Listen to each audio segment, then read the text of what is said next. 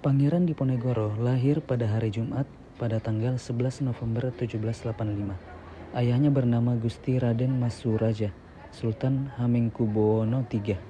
Ibunya bernama R.A. Mangkarawati dan nama lahirnya adalah Raden Mas Mustahar. Kemudian diganti oleh kakek dengan nama Raden Mas Antowiryo pada tahun 1805. Kemudian gelar Pangeran Diponegoro 1812. Pangeran Diponegoro menolak tawaran untuk menjadi raja karena ibunya bukanlah seorang permaisuri dan membuatnya merasa tidak layak untuk menduduki jabatan tersebut. Kemudian Pangeran Diponegoro lebih berminat tinggal di lingkungan keagamaan dan rakyat biasa, sehingga ia lebih suka berada di Tegalrejo, yang mana merupakan tempat tinggal Eyang Buyut putrinya atau permaisuri dari Sultan Hamengkubuwono I. Kemudian pemberontakan Pangeran Diponegoro ke keraton dimulai ketika kepemimpinan Sultan Hamengkubuwono V pada tahun 1822. Pada masa itu, Pangeran Diponegoro menjadi salah satu anggota perwalian yang menemani Sultan Hamengkubuwono V yang masih berusia 3 tahun.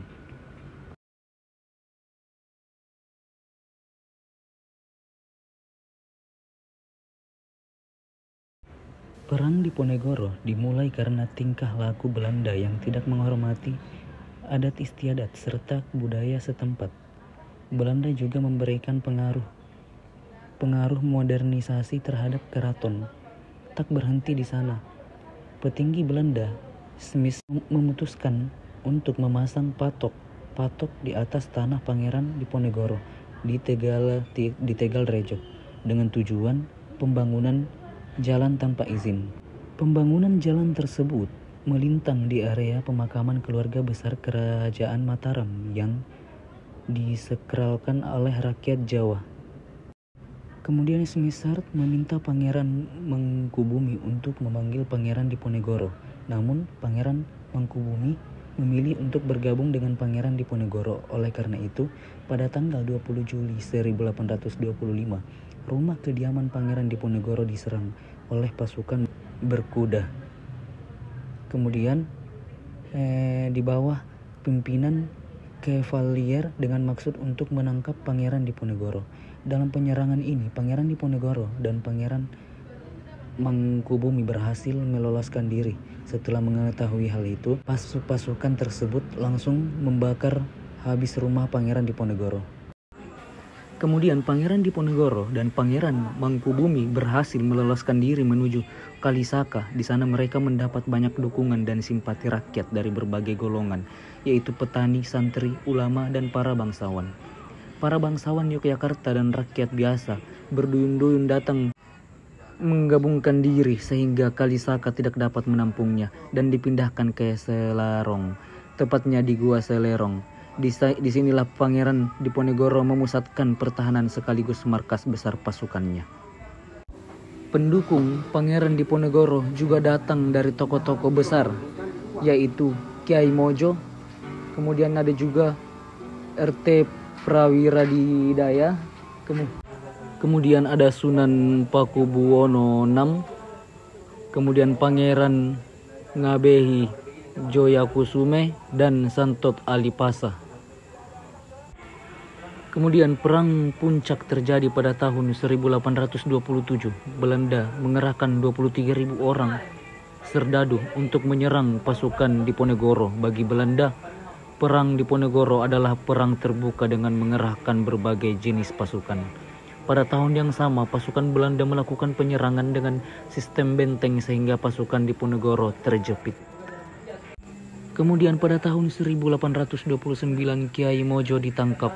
Menyusul kemudian Pangeran Mangkubumi dan Santot Ali Pasha menyerahkan diri kepada Belanda. Belanda sempat memberi imbalan senilai 20.000 gulden kepada siapa saja yang berhasil menangkap atau membunuh Pangeran Diponegoro.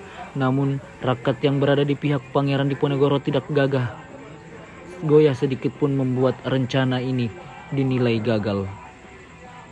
Kemudian pada tahun 1830 Belanda mengambil jalan licik, yaitu mengundang Pangeran Diponegoro untuk berunding. Saat itu Belanda menjamin apabila tidak terjadi kesepakatan maka Pangeran Diponegoro dapat kembali dengan aman. Tawaran tersebut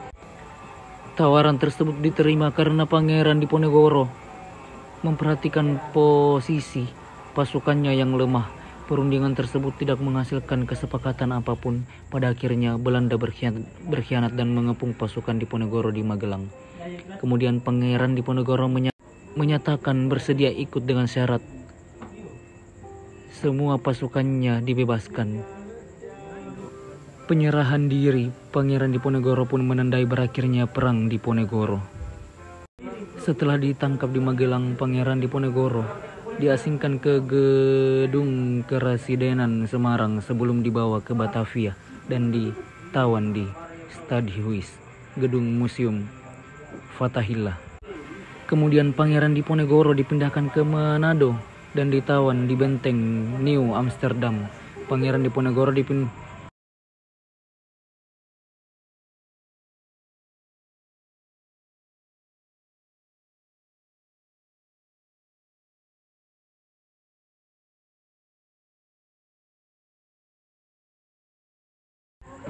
Kemudian sampai sekarang jasa Pangeran Diponegoro dalam melawan Belanda tetap dikenang oleh masyarakat.